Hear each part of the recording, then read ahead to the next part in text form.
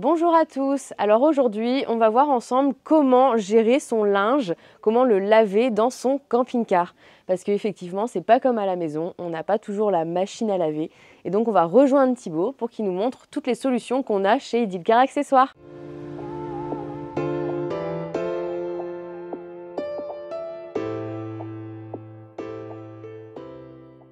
Salut Thibaut. Salut Marie. Alors qu'est-ce que tu as comme solution à nous proposer pour pouvoir laver son linge? Alors j'ai fait une petite sélection de références qu'on va retrouver dans les magasins Edilcar Accessoires.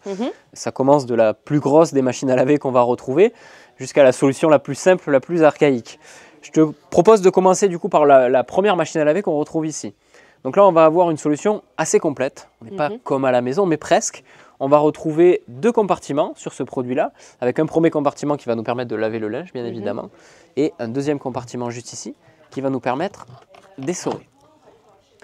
Donc le propre de ces machines, c'est qu'elles sont très peu énergivores. Là, par exemple, on a une machine qui a fait du 200 watts de consommation maximale.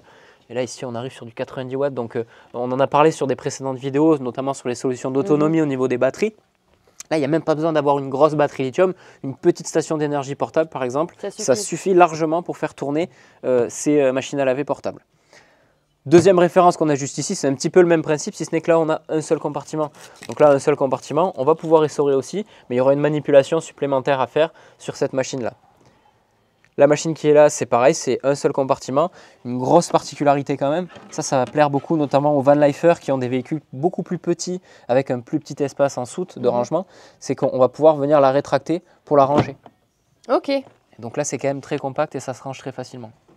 Tu l'auras compris, le gros avantage de ces produits-là, c'est qu'en fonction de la taille que tu vas avoir dans ton véhicule, tu vas pouvoir adapter la référence en fonction du nombre de personnes aussi qui voyagent. Ça va être super pour une ou deux personnes, pas plus. Après, si on commence à être 3 ou 4, il va falloir se diriger sur ce type de solution. Et quel est l'intérêt du coup d'avoir ma propre machine alors que je pourrais très bien aller en laverie? Oui, alors tout à fait. On a beaucoup d'utilisateurs qui se rendent dans des laveries. Mais là, on conserve quand même le côté autonomie. C'est toujours plus sympa d'avoir directement dans son véhicule de loisir de quoi laver son linge. Ça, c'est 100% autonome. Il y a juste à le brancher.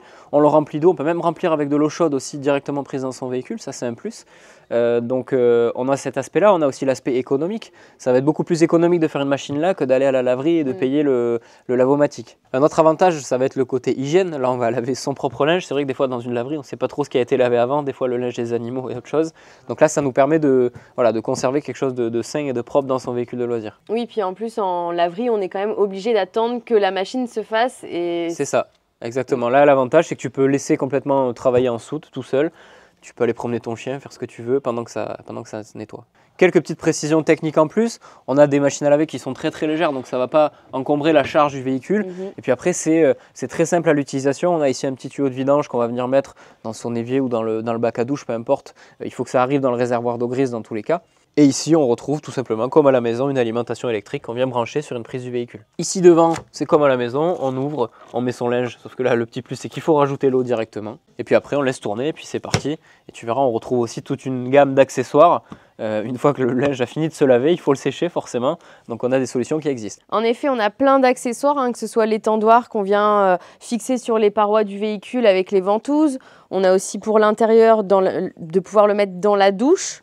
On a aussi celui qui se met dehors directement. Ensuite, on a le seau ici rétractable et la bassine pour le linge propre ou pour pouvoir stocker le linge sale. Et le petit plus, on a même la table à repasser en version miniature. Encore une fois, on a vraiment tous les accessoires qui s'adaptent à la vie en camping-car que vous pouvez bien sûr retrouver chez Edilcar Accessoires. Et si vous avez aimé notre vidéo, n'hésitez pas à liker, à commenter et on se retrouve dans une prochaine vidéo.